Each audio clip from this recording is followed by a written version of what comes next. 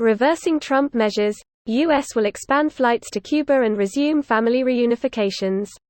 This post received a score of 19,000, with an upvote ratio of 93%. Here are the top comments in response to this article. The US and Cuba should have reconciled years ago. Florida is an important battleground state, and I believe there are a lot of Cuban expats that despise normalizing relations with Havana. Not anymore. Cubans have gone full MAGA. In a way, this is a relief. Time to stop torturing and tormenting an entire country just to fruitlessly pander to the MAGA Cuban vote. I'm confused. Cuban expats don't want a close relationship with Havana. They are Trump supporters. Trump reduced relations with Cuba. So what's the "not anymore" part? Genuinely confused. Asking in good faith. I know little on the subject. I landed in Miami and the community is very toxic towards immigrants coming from Cuba. Also, it's like everyone is upset that they other Cubans that are trying to flee the country due to government's communist are coming to Florida and inflating their economy by taking government help programs costing them more taxes or whatever. Not just that, but vast majority of that same group are hardcore Republicans and quite racist. Buying big cars, houses, racking up debt for material things and then coming up crashing and blaming it on white Americans because they are racist against Latinos. Can I go watch baseball? 'Cause that's all I want to do.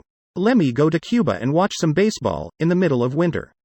It's cold as balls in Pittsburgh, but there will be baseball.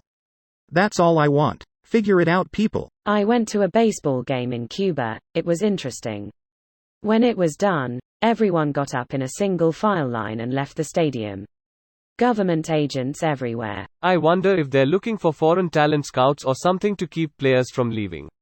Does that still even happen? If the US can do military exercises with Vietnam in the South China Sea, I don't see why we can't normalize relations with Cuba. Vietnam doesn't have a large voting bloc of expats that consistently turns out to the polls in support of the GOP, resulting in Republicans pandering with anti-Cuban ACTs.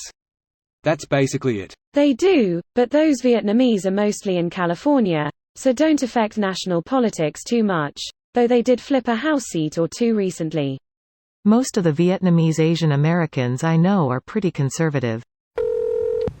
It's a good first step, but it's still not enough. In addition, the US needs to lift its embargo on the island.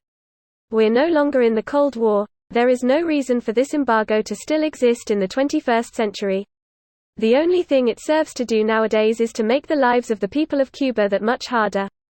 Fun fact: the United Nations General Assembly has passed a resolution every year since 1992 demanding the end of the U.S. economic embargo on Cuba, with the U.S. and Israel being the only nations to vote against the resolutions.